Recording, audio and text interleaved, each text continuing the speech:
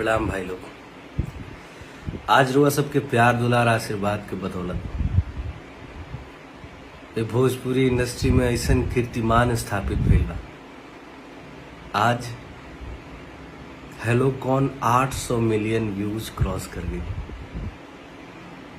ये प्यार खातिर रुआ सबको बहुत बहुत धन्यवाद, बहुत बहुत धन्यवाद। वैसे तो आज जश्न के दिन है, लेकिन थोड़ा तबीयत नासाज भइला के वजह से हम घर पे ही बानी, घर से बाहर नहीं निकल पावत।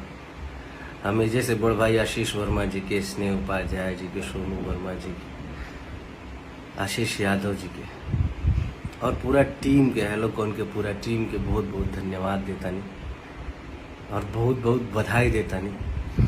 और सबसे ज़्यादा बधाई हम रुआ सबके देता नहीं कि इतना ज़्यादा प्यार दुलार रुआ सब यह गाना के देहनी जा। तबीयतें खराब भइला की वजह से थोड़ा सा हमार बोल बम में लेट होता, कांवर गीत में। हाँ, मगर जौन भी रिकॉर्ड भइल बा वो गाना आई रुआ सब। काल एगो गाना रुआ सब के बीच में आवता, रितेश पांडे ऑफिशियल से चीलम चरक रहा है, ओकरा के प्यार आशीर्वाद दी जा और भगवान से प्रार्थना करें जा कि हम जल्दी ठीक हो जाए तो जाके आगे के गाना और सब कांवर गीत जौन बा रिकॉर्डिंग करके, शूटिंग करके रुआ सबके बीच में लेके आई। एक बार फिर से बहुत बहुत धन्यवाद रुआ सबके।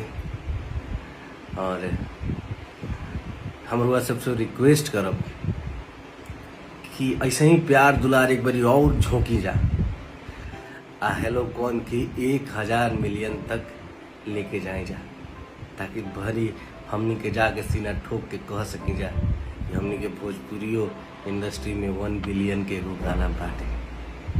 और माई करस की सैकड़ों गाना, हजारों गाना भोजपुरी में 1 बिलियन के होखो, लेकिन हेलो कौन काफ़ी नज़दीक बा 1 बिलियन के आंकड़ा के। तो एक बारी जोर लगाई जा और जल्दी से जल्दी एकरा के 1 बिलियन तक पहुँचाई जा।